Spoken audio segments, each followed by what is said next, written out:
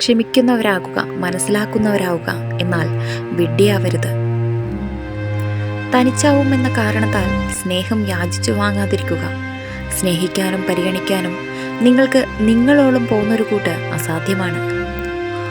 ഒരു വാതിലാക്കി മാറ്റാമെന്ന പ്രതീക്ഷയിൽ വെറുതെ ചുമരിൽ തട്ടി സമയം പാഴാക്കരുത്. ഒരിക്കലും അവസരങ്ങൾ നമ്മളെ തേടി വരില്ല.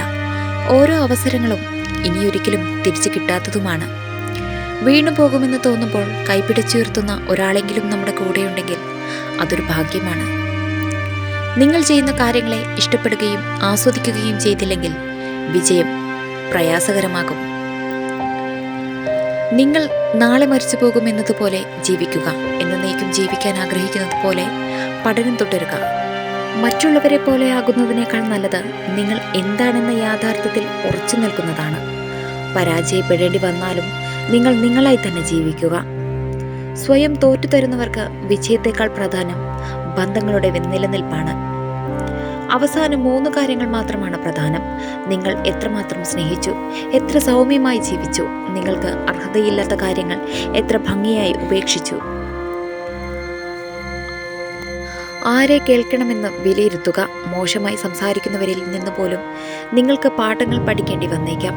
ഒരാളോടുള്ള നിങ്ങളുടെ വികാരങ്ങൾ എത്രത്തോളം നിങ്ങൾ മറച്ചുവെക്കുന്നുവോ അത്രത്തോളം ആ വ്യക്തിയോട് നിങ്ങൾ അടുക്കും. കൂടെയുള്ളവരെല്ലാം സ്വന്തമാണെന്ന് കരുതുമ്പോഴും അവർക്ക് അവരുടേതായ ഇഷ്ടങ്ങളും സ്വകാര്യതകളും ഉണ്ടെന്നുള്ള കാര്യം നമ്മൾ മറക്കുമ്പോഴാണ് പല ബന്ധങ്ങളും. വിജയിക്കാനായി പല സൂത്രവാക്യങ്ങൾ പ്രയോഗിച്ചിട്ടും പലരും തട്ടിവീഴുന്നത് ഒറ്റ സൂത്രവാക്യത്തിലാണ്. എല്ലാവരെയും എപ്പോഴും സന്തോഷിക്കുവാൻ ശ്രമിക്കുന്നിടത്ത് നോ പറയേണ്ട സ്ഥലത്ത് അത് പറയാൻ പഠിക്കുക. നിങ്ങളുടെ തലയിൽ തലച്ചോറുണ്ട്, നിങ്ങളുടെ കാലുകൾക്ക് പാദങ്ങളുണ്ട്. എവിടെ പോകണമെന്ന് തീരുമാനിക്കുന്നത് നിങ്ങളാണ്. നിങ്ങളുടെ നിയന്ത്രണം മറ്റുള്ളവർക്ക് നൽകരുത്. നിങ്ങൾ സ്നേഹിക്കുന്നു എന്ന കാരണത്താൽ നിങ്ങളോട് മോശമായി പെരുമാറാൻ ആരെയും അനുവദിക്കരുത്. നിങ്ങൾ സ്വയം ആത്മാർത്ഥമായി സ്നേഹിക്കുകയാണെങ്കിൽ നിങ്ങൾക്ക് ഒരിക്കലും മറ്റൊരാളെ വേദനിപ്പിക്കാൻ കഴിയില്ല. ഒരു വ്യക്തി നിങ്ങളുമായുള്ള ബന്ധം അവസാനിപ്പിക്കാനും നിങ്ങളെ വിട്ടു പിരിയാനും തീരുമാനിച്ചാൽ അവർ ആദ്യം 2 കാര്യങ്ങൾ ചെയ്യും.